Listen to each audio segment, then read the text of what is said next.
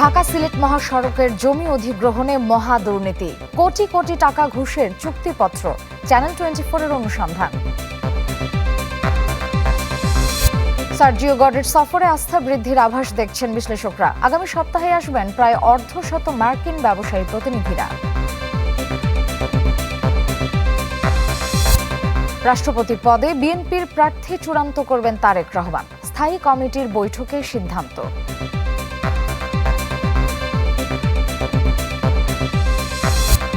রাজধানীতে গ্যাসের জন্য হাহাকার, রোগী ও মরদেহ বহনে খরচ দ্বিগুণ, মূল্যবৃদ্ধির গুঞ্জনে কান না দেওয়ার আহ্বান পেট্রোবাংলার। যশোরের ভবদহে জলাবদ্ধতাই যেন নিয়তি। 3 দশকে প্রায় 2 ডজন প্রকল্পে হাজার কোটি টাকা খরচ, হয়নি সমাধান।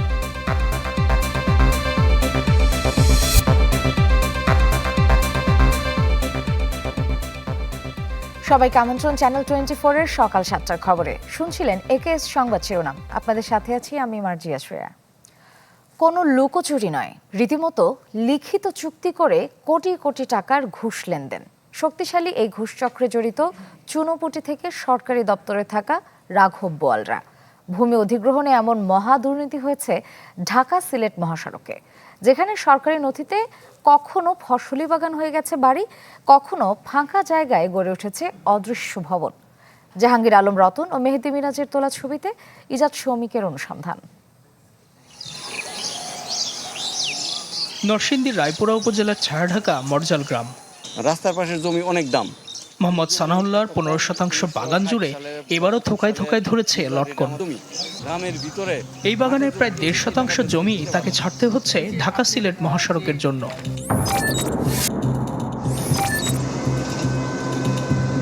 2022 সালের 16 মার্চ জেলা প্রশাসনের প্রাথমিক নোটিশে সানাউল্লাহর জমির ধরন ছিল বাগান, কিন্তু 3 বছর পর সরজমিন তদন্তে এই বাগান হয়ে যায় বসতবাড়ি। সরকারের প্রয়োজনে জমি অধিগ্রহণ করছে, আমরা সহজে গিয়া বিল আনবো। আমরা সাধারণ মানুষ, আমরা কাজ করে খাই, আমাদের এত বেশি অফিসে গিয়ে ধর্ণা দেওয়ার সময় সুযোগ নাই।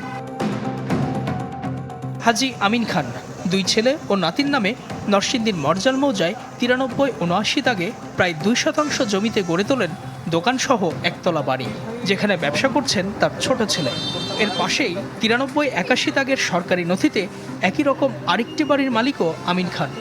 হ্যাঁ, এটা তো আব্বার নাম লেখা, যেহেতু মালিক আব্বা, আব্বা বলতে পারবো। পাশের দাগে আছে 93-81।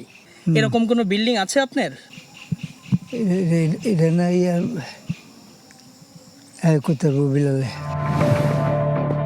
অনুসন্ধান বলছে আমিন খানের নামে অস্তিত্বহীন জমি নথিভুক্ত করে 8 সদস্যের সরকারি কর্মকর্তা কর্মচারীদের একটি চক্র।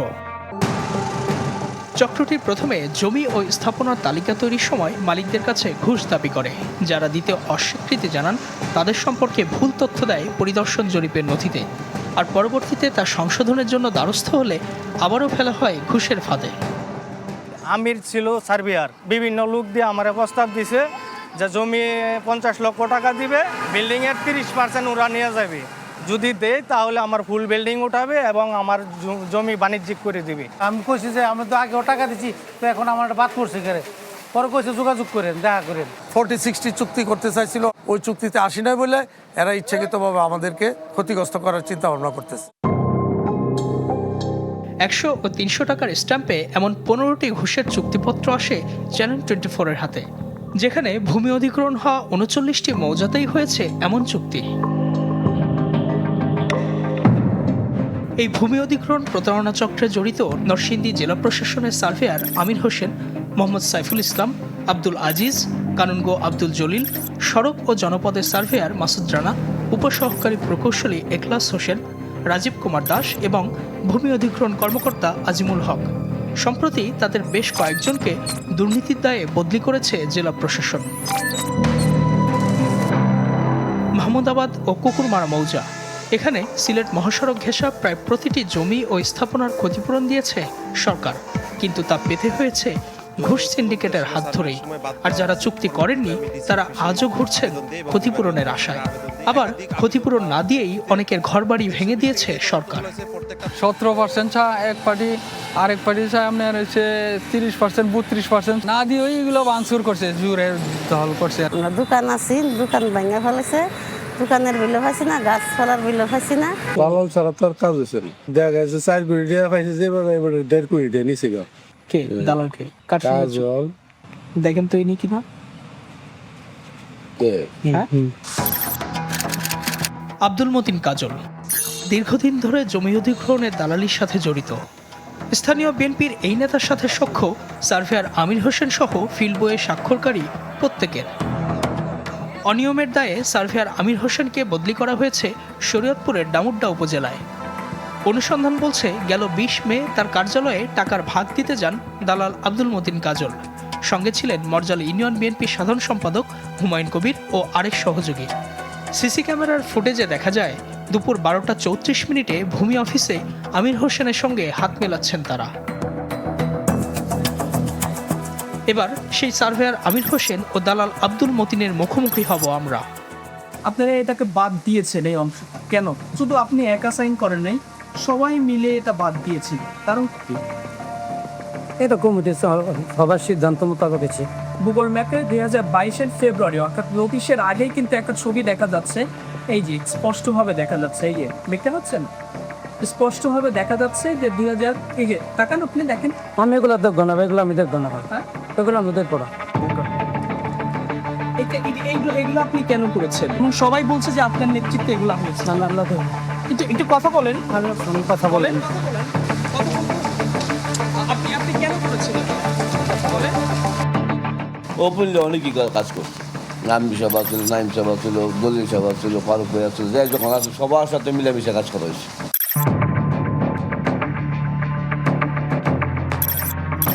নরসিংদীতে ভূমি অধিগ্রহণের দুর্নীতিচক্র কেবল দালাল, সার্ভেয়ার বা কানুনগতে সীমাবদ্ধ নয়, জড়িত আছে অনেক প্রভাবশালীও,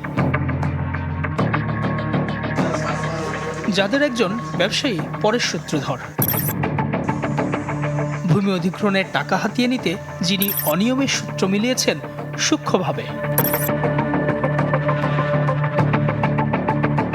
মরজাল ইউনিয়নে তার 40% জমিতে এই 4তলা বাড়িটি কোটি টাকা ব্যয়ে নির্মাণ করাই হয়েছে ভেঙে ফেলার জন্য, যেখানে বিনিয়োগ করেছেন আরেক প্রভাবশালী সরোজ কুমার সাহা। দুজনের মধ্যে চুক্তি হয় সড়ক নির্মাণে বাড়িটি অধিগ্রহণ করা হলে ভাগাভাগি হবে ক্ষতিপূরণের টাকা। অথচ সরজমিন অনুসন্ধান বলছে ভূমি অধিগ্রহণের নোটিশ জারির পর ক্ষতিপূরণ আদায়ে নির্মাণ করা হয় বাড়িটি।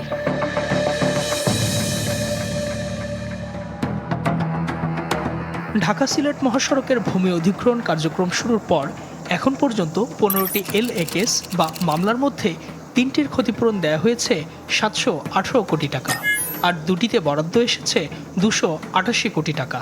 সব মিলে এই 5টিতেই দুর্নীতির অভিযোগ সবচেয়ে বেশি। ভূমি অধিগ্রহণের পুরো প্রক্রিয়ার তদারকির দায়িত্বে ছিলেন ডিসি, এডিসি, রাজস্ব ও ভূমি অধিগ্রহণ কর্মকর্তারা, কিন্তু দুর্নীতির বিরুদ্ধে ব্যবস্থা নেননি তারা, বরং কেউ কেউ জড়িয়েছেন সরকারি অর্থ লোপাটে। গেল বছর এডিসি থাকাকালীন অঞ্জন দাসের এক সাংবাদিকের সাথে কথোপকথনে মেলে এমন একটি প্রমাণ।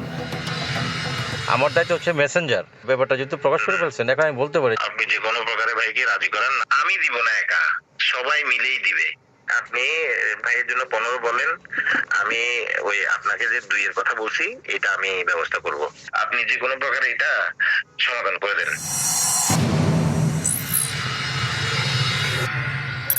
দুর্নীতিতে জড়িত থাকার বিষয়ে কথা বলতে চাইলে এড়িয়ে যাওয়ার চেষ্টা করেন এডিসি অঞ্জন দাস। যেহেতু এখন বিষয়গুলি নিয়ে তদন্ত চলমান, সুতরাং আমি আপাতত উদ্যোগ প্রতিবাদ দেব, তদন্ত করছেন, আমি আপাতত বলার জন্য আমার সুযোগ নেই আর কি। ভূমি অধিগ্রহণের দুর্নীতি অনিয়মের কথা জানাজানি হয় সরেজমিন তদন্তে নামে ঢাকা বিভাগীয় কমিশনারের কার্যালয়, কিন্তু সর্ষের মধ্যেই ভূত। খোদ কমিশনের কর্মকর্তাদের ঘুষ বাণিজ্যের তথ্য দিলেন সরকারি কর্মচারী সিন্ডিকেটের এক সদস্য। একটা বিল্ডিং এর জায়গায় 2টা বিল্ডিং এর এস্টিমেট হয়েছে, আরেকটা জায়গায় ওই জেবুন্নেসা নামে, তার নামে কোনো অস্তিত্ব নাই। ওই জেবুন্নেসা এই যে এরকম যেরকম এই লোকও নাই, এই অবকাঠামো নাই, এটা কিন্তু এটা এস্টিমেট হয়ে গেছে। তার কথার সূত্র ধরে ভূমি অধিগ্রহণ অনিয়মে বিভাগীয় কমিশনারের জড়িত থাকার বেশ কিছু নথি আসে আমাদের হাতে। জেবুন্নেসা রত্নার দেয়া আছে 26x14 একচালা সেমি পাকা ঘর। এইখানে ওনার কোনো ঘর নেই। না এখানে ওনার কোনো ঘর নেই। আফজল সাহেব কিন্তু আমার এখানে প্র্যাকটিক্যালি আসছিল এবং বলছিল যে পুরাটা বিল্ডিংই মানে ক্ষতিগ্রস্ত হয়, কিন্তু তারপরে ওনারা করে না কোনো এক অদৃশ্য কারণে। এসব নিয়ে অতিরিক্ত বিভাগীয় কমিশনার আজমল হোসেনকে প্রশ্ন করা হলে মুখ খুলতে চাননি তিনি। বলেন আমাকে কি বলেন? না আমি তো অনানুষ্ঠানিক আমি ইন্টারভিউ দেবো না এটা ইয়ে করেন, আমি তো ইন্টারভিউ দেবো তো আমার অথরিটির পারমিশন লাগবে। ঢাকা সিলেট রুটে 209 কিলোমিটারের মহাসড়ক নির্মাণে 829 একর ভূমি অধিগ্রহণ হচ্ছে 7 জেলায়, যাতে খরচ 7,975 কোটি 31 লাখ টাকা। কোন প্রজেক্টে যত ল্যান্ড একুইশন থাকুক, প্রকল্প পরিচালক স্বীকার করছেন ভূমি অধিগ্রহণ জটিলতার কারণে 2 দফা বাড়াতে হয়েছে মেয়াদ। ঠিকাদারদেরকে জমি বুঝিয়ে দিতে পারেননি, এটার জন্য ওনারা আসলে অতিরিক্ত সময় চাইবেন, এটা যৌক্তিকও বটে।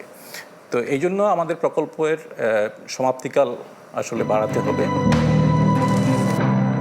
আমরা অনুসন্ধান শুরু করেছিলাম একটি বাগান দিয়ে। সরকারি নথিতে সেই বাগান হয়ে যায় বাড়ি। তারপর একে একে সামনে আসে ভুল জরিপ, স্ট্যাম্পে ঘুষের চুক্তি এবং সরকারি কর্মকর্তাদের ঘুষ বাণিজ্য। ঢাকা সিলেট মহাসড়ক শুধু একটি সড়ক নয়, এটি দেশের অন্যতম বড় অবকাঠামো প্রকল্প। কিন্তু ভূমি অধিগ্রহণের প্রতিটি ধাপে যদি দুর্নীতি আর অনিয়মের অভিযোগ ওঠে, তাহলে ক্ষতিগ্রস্ত শুধু একজন জমির মালিক নন, ক্ষতিগ্রস্ত হয় রাষ্ট্র, সেই সাথে বাড়ে প্রকল্পের ব্যয় ও সময়, আর সেই মূল্য শেষ পর্যন্ত পরিশোধ করে এদেশের সাধারণ মানুষ। ইজাদ শৌমিক, চ্যানেল 24, নরসিংদী।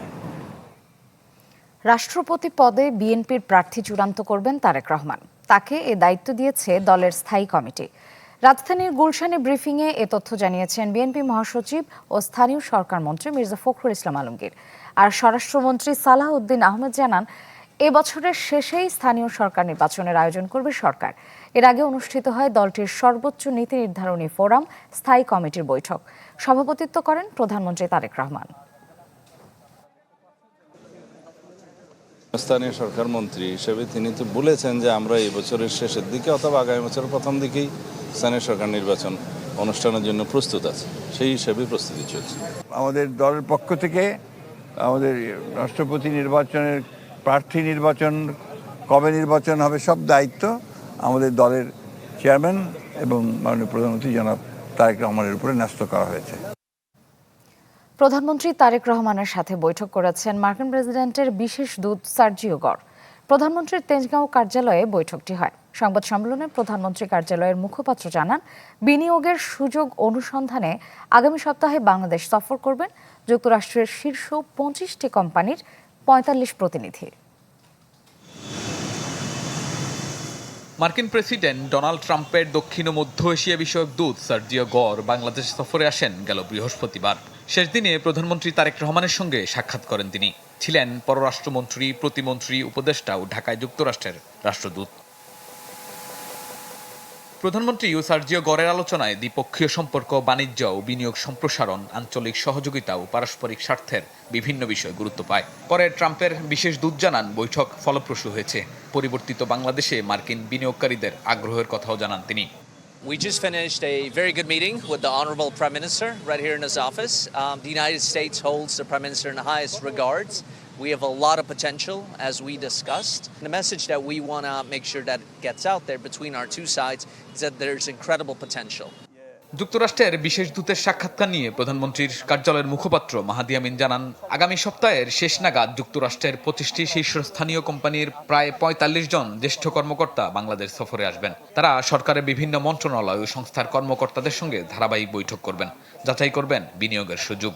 সামনের দিনগুলোতে মার্কিন ইনভেস্টমেন্ট যেন বাড়ে, তার একটি ফার্স্ট স্টেপ হিসেবে আগামী সপ্তাহের শেষ নাগাদ যুক্তরাষ্ট্রের শীর্ষস্থানীয় প্রায় 25টি শিল্প এবং ব্যবসা প্রতিষ্ঠান থেকে শীর্ষস্থানীয় প্রায় 45 জন ব্যবসায়িক নেতৃবৃন্দ বা প্রথম সারির কর্মকর্তাবৃন্দ বাংলাদেশে আসবেন। মাহাদি আমিন জানান, বাংলাদেশে গণতান্ত্রিক অগ্রযাত্রা অব্যাহত থাকায় সাধুবাদ জানিয়েছেন সার্জিও গর। এছাড়া মার্কিন যুক্তরাষ্ট্রের পক্ষ থেকে প্রধানমন্ত্রী তারেক রহমানের নেতৃত্বে আস্থার কথাও ব্যক্ত করেছেন যুক্তরাষ্ট্রের বিশেষ দূত। অত্যন্ত সৌহার্দ্যপূর্ণ এই আলোচনায় আমরা দেখেছি যে মার্কিন যুক্তরাষ্ট্রের পক্ষ থেকে বাংলাদেশে নির্বাচিত মাননীয় প্রধানমন্ত্রীর নেতৃত্বের উপর দৃঢ় আত্মবিশ্বাসের কথা বলা হয়েছে। শাহনেওয়াজ বাবলু, চ্যানেল 24, ঢাকা। বাংলাদেশে এসে ভারতের হাই কমিশনারের সাথে মার্কিন বিশেষ দূতের বৈঠক অপ্রত্যাশিত। এ মন্তব্য করেন জামায়াত ইসলামীর আমির ও বিরোধী দলীয় নেতা ডাক্তার শফিকুর রহমান। সিলেটে এক অনুষ্ঠানে তিনি বলেন, বাংলাদেশ যুক্তরাষ্ট্র দ্বিপক্ষীয় ইস্যুতে আলোচনা সরকার ও বিরোধী দলের সাথে হওয়া উচিত, অন্য কোনো দেশের সাথে নয়। নির্বাচন কমিশনে দলীয় লোক বসানো হয়েছে বলে অভিযোগও করেন তিনি।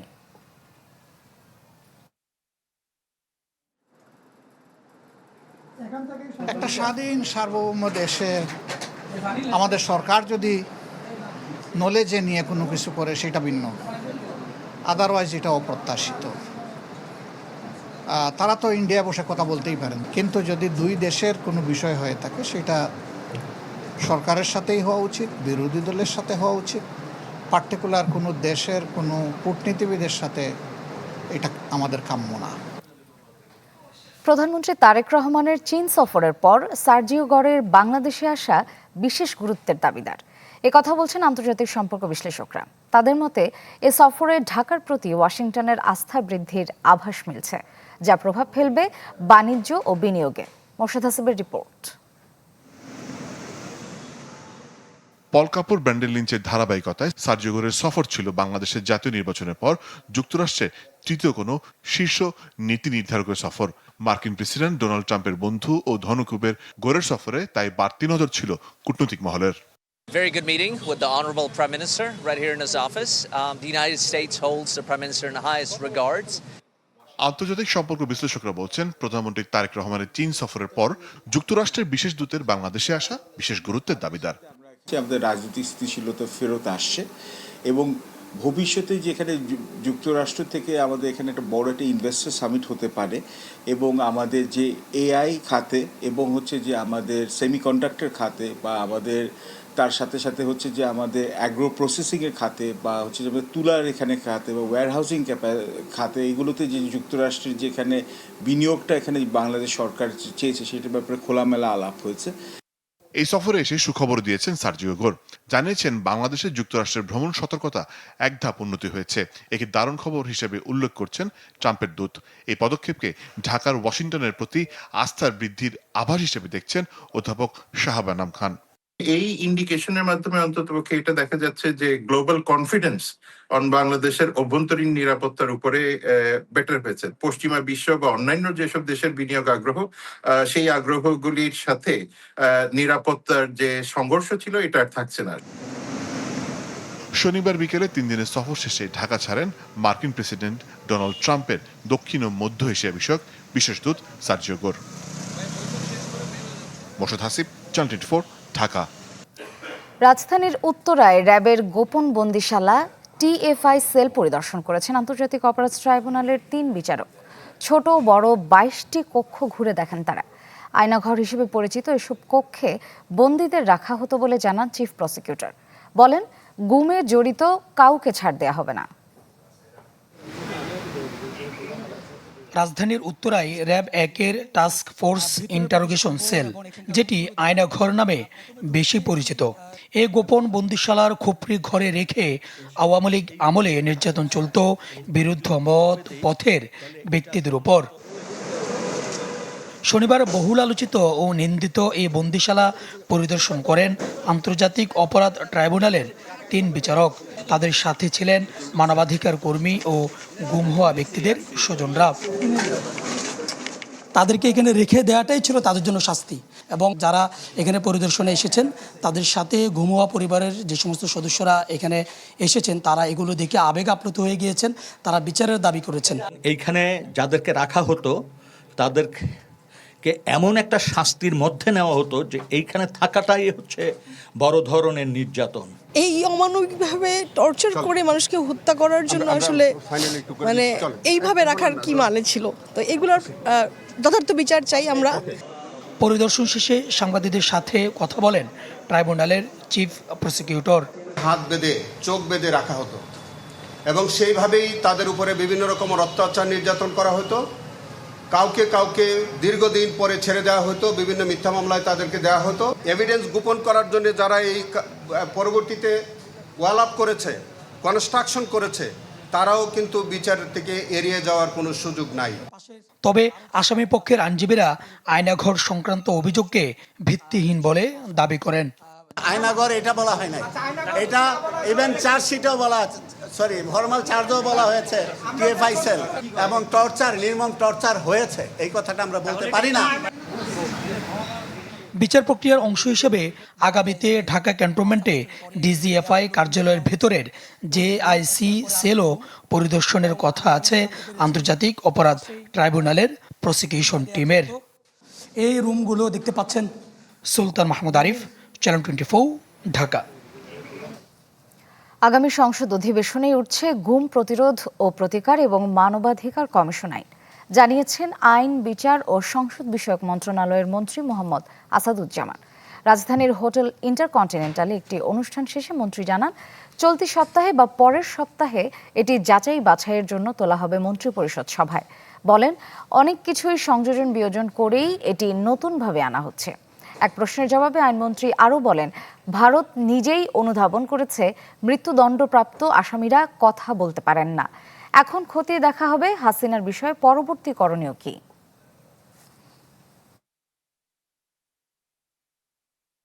গুম প্রতিকার এবং প্রতিরোধ আইনের উপরে আরও বেশি কাজ করে আমরা বাজেট সেশনের পরের অধিবেশনেই এই পার্লামেন্টে নতুন আইন আনব। একজন মৃত্যুদণ্ডপ্রাপ্ত আসামির কি করতে পারেন, কি পারেন না, সে কোথায় আছেন, সে রাষ্ট্রের দায়িত্ব কি, আমাদের পেনাল কোড, ওনাদের সিআরপিসি, আমাদের সিআরপিসি মোরলেস কাছাকাছি। তো সেখানে কি করতে হবে সেটা আমাদের থেকে ওনারা ভালো জানেন। রাজধানীতে গ্যাসের জন্য হাহাকার বাড়ছে, প্রভাব পড়েছে স্বাস্থ্য খাতে। রোগী ও মরদেহ বহনকারী বাহনের খরচ বেড়েছে দ্বিগুণ, ফলে বিপাকে সেবাগ্রহী তারা। চালকদের দাবি, বিকল্প জ্বালানি তেলের ব্যবহারে ভাড়া বাড়াতে বাধ্য হয়েছেন তারা। প্রতিদিন হাজারো রোগী রাজধানীর হাসপাতালগুলোতে আসে চিকিৎসা নিতে। জরুরি ভিত্তিতে রোগী বহনে অপরিহার্য বাহন অ্যাম্বুলেন্স। চলমান গ্যাস সংকটে বেড়েছে এর পরিবহন খরচ। অ্যাম্বুলেন্স চালক মোহাম্মদ হাসিব সকাল থেকে গ্যাসের অপেক্ষায় রাজধানীর মগবাজারের একটি সিএনজি ফিলিং স্টেশনে। জানান, 12 দিন ধরে চলা এই জ্বালানি সংকটে অ্যাম্বুলেন্সের ভাড়া বেড়েছে প্রায় দ্বিগুণ।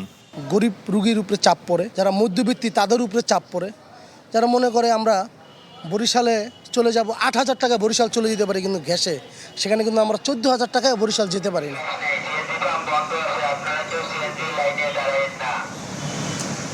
গ্যাস সংগ্রহে যানবাহনের দীর্ঘ লাইন, সরবরাহ সংকটে কিছু ফিলিং স্টেশন বাদে বেশিরভাগেরই কার্যক্রম বন্ধ।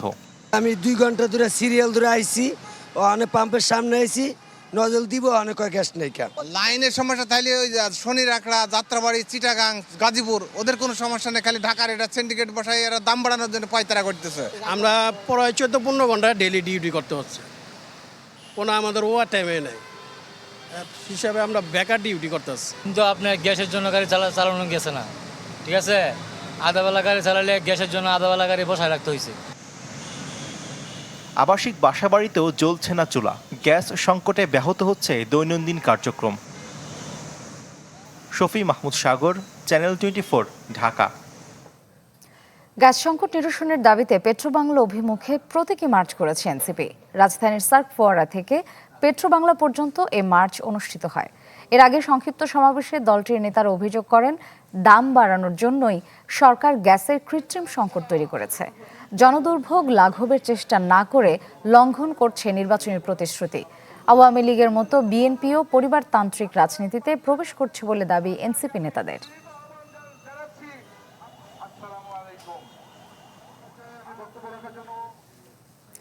এই মুহূর্তে গ্যাসের দাম বাড়ানোর কোনো পরিকল্পনা নেই সরকারের। গণমাধ্যমে পাঠানো এক খুদে বার্তায় এ তথ্য জানিয়েছে পেট্রোবাংলা। এতে বলা হয়, সম্প্রতি বিভিন্ন গণমাধ্যমে গ্যাসের মূল্য বৃদ্ধি সংক্রান্ত সংবাদের প্রকাশিত হয়েছে, কিন্তু বাস্তবতা হলো এই মুহূর্তে গ্যাসের মূল্য বৃদ্ধির কোনো পরিকল্পনা নেই সরকারের। তাই এ নিয়ে বিভ্রান্ত না হতে সবাইকে অনুরোধ করা হচ্ছে। কদিন ধরেই দেশে তরলীকৃত প্রাকৃতিক গ্যাস সরবরাহে বিঘ্ন ঘটছে, এতে দাম বাড়তে পারে বলে গুঞ্জন ওঠে। এ নিয়ে আনুষ্ঠানিকভাবে অবস্থান জানালো পেট্রোবাংলা।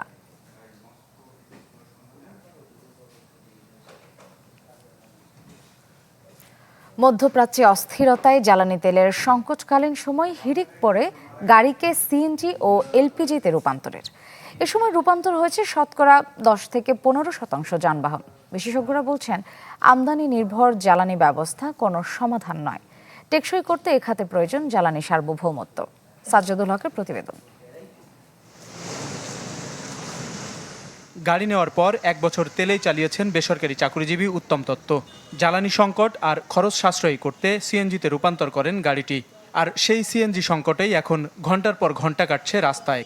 তেল আপনার না পাওয়ার কারণে এটাকে আমি গ্যাসে কনভার্ট করি। গ্যাসে কনভার্ট করার পরে এখনকার দেখছি গ্যাসের সমস্যা, গ্যাসও পাচ্ছি না। আমরা দৈনিক 7-8 ঘন্টা সিরিয়াল থেকেও গ্যাস পাচ্ছি না। শুধু উত্তম দত্তই নয়, সংকটের এই সময়ে গাড়ির জন্য বিকল্প জ্বালানি খোঁজার সংখ্যাটাও কম নয়। সিএনজির পাশাপাশি লিকুইড পেট্রোলিয়াম গ্যাস, এলপিজির রূপান্তর করছেন কেউ কেউ। কিন্তু এই রূপান্তর সমাধান আনতে পারেনি যানবাহনের জ্বালানি খাতে। গতকাল সন্ধ্যা 6টায় গাড়ি সিএল লাগাইছি, গাড়ি থেকে তোকে ভাত খাইতেও যাইতে পারি না, আর দুপুরে ভাতের মতো খাইতেই নেই। এই হলো আমাকে কষ্ট। সরকার যদি গ্যাস দেয় তাহলে ঠিক মতো দেবো, আর না দিলে গ্যাস বন্ধ করে দেবো, তাহলে চালাক। আমরা এরভাবে অনর্থ থাকবো কেন? সিএনজির তুলনায় এলপিজি রূপান্তরের পরিমাণ শতকরা 65 থেকে 70%। আর এই রূপান্তরের তুলনামূলক খরচ ধরন ভেদে 5 থেকে 10,000 টাকা বেশি। গড়ে খরচ হয় 1 লাখ থেকে 1.5 লাখ টাকা পর্যন্ত। একটা 1500 সিসির গাড়ি যদি আমরা সিএনজিতে কনভার্সন করি, এটা 60 লিটারের সিলিন্ডার দিয়ে আপনার কনভার্সন কস্ট হয় 1,05,000। ধরেন বড় গাড়ি হলে যখন সিসি বাড়বে তখন কনভার্সন কস্টটা বাড়ে আর কি। বিপিসির তথ্য বলছে, বর্তমানে দেশে মোট পেট্রোলিয়াম জ্বালানির প্রায় 92%ই আমদানিকৃত। এমন পরিস্থিতিতে জ্বালানি নিশ্চয়তায় যানবাহনে সিএনজি বা এলপিজি ভবিষ্যতে কতটুকু স্বস্তি মিলবে, তাই নবায়নযোগ্য জ্বালানির গুরুত্ব তুলে ধরলেন এই বিশেষজ্ঞ। এলএনজি এবং crude oil always input dependency, আপনার কখনোই জ্বালানি সার্বভৌমত্ব নিশ্চিত হবে না। যদি অর্থনৈতিকভাবে টিকে থাকতে হয়, তাকে জ্বালানি ইমিডিয়েট সলিউশনের, রিনিউয়েবল এনার্জি বেস ইমিডিয়েট সলিউশনের কোনো বিকল্প নাই। বর্তমানে দেশের সড়কে চলছে অন্তত 20টি ব্র্যান্ডের গাড়ি, যার মধ্যে 70%ই টয়োটা ব্র্যান্ডের। এর অধিকাংশই সিএনজি বা এলপিজিতে রূপান্তরিত। সাজ্জাদুল হক, চ্যানেল 24, ঢাকা। গ্যাস বিদ্যুতের দীর্ঘমেয়াদী ঘাটতি নিরসন ও জ্বালানি নিরাপত্তা নিশ্চিতে প্রধানমন্ত্রী তারেক রহমানের প্রতি আহ্বান জানিয়েছেন উদ্যোক্তা ও শিল্পপতিরা। রাজধানীর তেজগাঁওয়ে প্রধানমন্ত্রীর কার্যালয়ে অনুষ্ঠিত বৈঠকে এই আহ্বান জানান তারা। উপস্থিত ছিলেন বেশ কয়েকজন মন্ত্রী, প্রতিমন্ত্রী, উপদেষ্টা এবং বিভিন্ন সরকারি দপ্তরের প্রধান কর্মকর্তারা। এ সময় কর ও শুল্ক সংস্কার এবং বিনিয়োগ জটিলতা দূর করার তাগিদও দেন ব্যবসায়ীরা। সব শুনে ব্যবসা বিনিয়োগ বান্ধব পরিবেশ নিশ্চিতের আশ্বাস দেন সরকার প্রধান। রাষ্ট্রায়ত্ত বিভিন্ন ব্যাংকে চলতি অর্থবছরের মধ্যেই শূন্য পদে নিয়োগ প্রক্রিয়া সম্পন্ন করতে চায় সরকার। এরই মধ্যে ব্যাংকগুলোকে এ নির্দেশনা দিয়েছে অর্থ মন্ত্রণালয়। তবে এক্ষেত্রে ব্যাংকের আর্থিক সক্ষমতা, জনবলের প্রকৃত চাহিদা এবং সেবার মানোন্নয়নের মতো বিষয়গুলো আমলে নিতে বলা হয়েছে। যদিও ভঙ্গুর ব্যাংকিং আর্থিক অবস্থায় শূন্য পদে নিয়োগের সিদ্ধান্তকে ভুল বলছেন বিশ্লেষকরা। ইমদাদ হকের রিপোর্ট।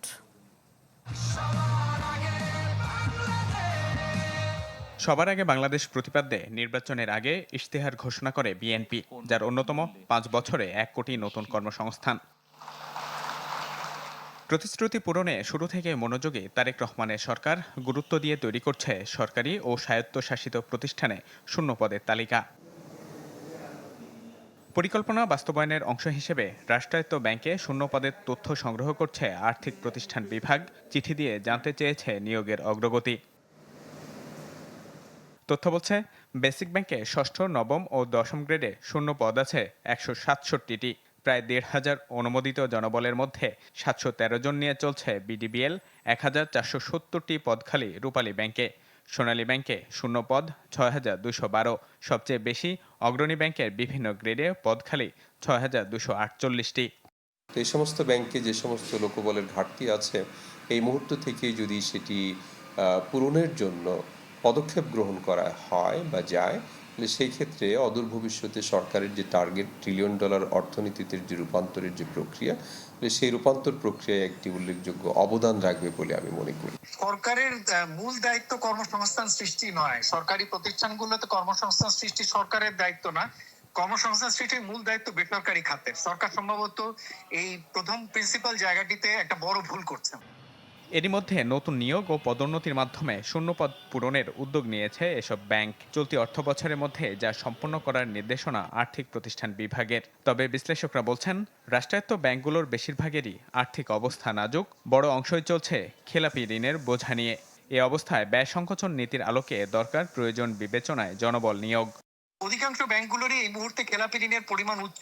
ব্যাংকগুলো তাদের এক্সিস্টিং লোকবলদেরকে ঠিক মতো বেতন দিতে পারছে না এবং চলতে পারছে না। এখানে নতুন কর্মসংস্থান নেবার তো প্রশ্নই আসে না। আমরা মনে করি যে কর্মসংস্থান সৃষ্টি ব্যাংকের মাধ্যমে করার এই উদ্যোগ থেকে সরকারের সরে আসা দরকার। প্রচুর শিক্ষা প্রতিষ্ঠানে অনার্স মাস্টার্স এগুলো চালু হচ্ছে, কিন্তু হচ্ছে এবং এটা প্র্যাকটিসের মধ্যেও আছে। কিন্তু সেখান থেকে যে প্রোডাক্ট, কারণ আলটিমেটলি তো এটা মার্কেটিং, ইটস এ মার্কেটিং। আপনি জব মার্কেটে যাচ্ছেন, তার মানে আপনি জব মার্কেটের জন্য নিজেকে যোগ্য করে গড়ে তুলতে পারছেন কিনা, এটা খুব জরুরি। অবশ্য অর্থ মন্ত্রণালয়ের পর্যবেক্ষণে রয়েছে নতুন নিয়োগে প্রতিটি ব্যাংকের আর্থিক সক্ষমতা, প্রকৃত জনবল চাহিদা এবং সেবার মানোন্নয়নের বিষয়গুলোও। একদিকে শিক্ষিত বেকার সমস্যা, অন্যদিকে দক্ষ জনবলের সংকট। এটি কেবল অর্থনৈতিক বা কর্মসংস্থানের সমস্যা নয়, এটি রাষ্ট্রের মানব সম্পদ উন্নয়নের দর্শনেরও সমস্যা। এটি জাতীয় সম্পদের অপচয় বটে, যা থেকে বের হয়ে আসতে দরকার দীর্ঘমেয়াদী কার্যকর উদ্যোগ। ইমদাদ হক, চ্যানেল 24, ঢাকা। দেশে আবারও ভয়ের পরিবেশ ফিরে এসেছে। বিরোধী মত দমনের পুরনো কায়দা বর্তমান সরকারের মধ্যে দেখা যাচ্ছে বলে অভিযোগ করেছেন বিরোধী দলীয় চিফ হুইপ নাহিদ ইসলাম। রাজধানীর সেগুনবাগিচায় ঢাকা রিপোর্টার্স ইউনিটিতে আলোচনা সভায় নাহিদ ইসলাম বলেন, বিভিন্ন রাজনৈতিক গোষ্ঠী সাম্প্রদায়িক সম্প্রীতি নষ্টের চেষ্টা করছে। দাবি জানান গেল 16 বছরের সাম্প্রদায়িক হামলার বিচারের। মন্তব্য করেন, সব সম্প্রদায়ের মানুষের আত্মত্যাগের মাধ্যমেই জুলাই আন্দোলন সফল হয়েছে। তাই কোনো নির্দিষ্ট রাজনৈতিক দল বা গোষ্ঠীকে নয়, বরং দল মত নির্বিশেষে সব নাগরিকের সমান সুবিধা নিশ্চিত করতে হবে।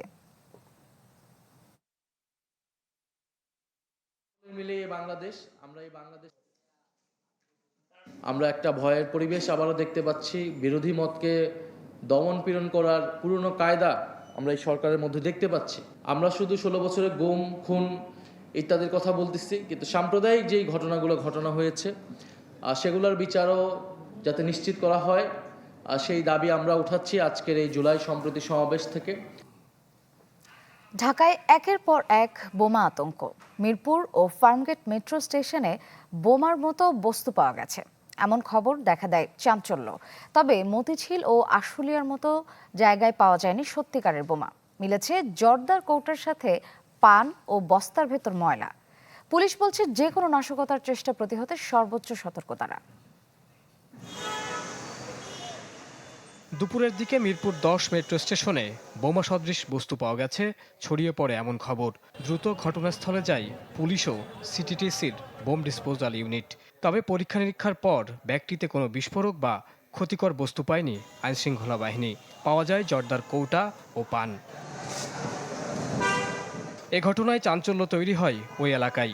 জনসাধারণের নিরাপত্তা নিশ্চিতে কিছু সময়ের জন্য বন্ধ রাখা হয় মেট্রো স্টেশনের প্রবেশ গেটগুলো। বলছে, স্যার কি হয়েছে এখানে? বলতেছে এখানে বোমা পাওয়া গেছে, তোমরা রাতের বের হও না, বিপজ্জনক আছে। তারপর বের হয়ে গেছি। এই যে জনমনের একটা আতঙ্ক সৃষ্টি হলো, এই যে আতঙ্কগুলোর মধ্যে থেকে দেখেন আমরা কিন্তু ইয়ার মধ্যে আছি, অর্থাৎ ওরিডাস। প্রায় একই সময়ে ফার্মগেট মেট্রো রেল স্টেশনের নিচেও চাউর হয় বোমা আতঙ্ক। তবে সেখানেও বস্তার ভেতরে ময়লা ছাড়া কোনো ক্ষতিকর বস্তু পায়নি পুলিশ। এ বিষয়ে ব্রিফিংয়ে সিটিটিসি প্রধান জানান, যে কোনো ধরনের নাশকতার চেষ্টা প্রতিহত করতে সর্বোচ্চ সতর্ক পুলিশ। কোনো গুজব বা অপপ্রচারে কান না দেওয়ার আহ্বান জানান তিনি। কোনো প্রকার গুজব বা অপপ্রচারে বিভ্রান্ত বা আতঙ্কিত না হওয়ার জন্য, কোনো সন্দেহজনক বস্তু বা কার্যকলাপ লক্ষ্য করলে সেটিকে স্পর্শ না করার জন্য, নিরাপদ দূরত্ব বজায় রেখে দ্রুত নিকটস্থ থানা, জরুরি সেবা, জাতীয় জরুরি সেবা 999 এবং অথবা আইনশৃঙ্খলা রক্ষাকারী বাহিনীকে অবহিত করার জন্য অনুরোধ করছি। গেল 24 জুলাই ছাতার ভেতর অবিস্ফোরিত বোমা উদ্ধার করা হয় রাজধানীর মতিঝিল এলাকা থেকে। আর শুক্রবার আশুলিয়ায় একটি প্রেসার কুকারের ভেতর থেকে উদ্ধার করা হয় আরও একটি বোমা, যা পরে নিষ্ক্রিয় করে আইনশৃঙ্খলা রক্ষাকারী বাহিনী। মোহাম্মদ শফিক, চ্যানেল 24, ঢাকা।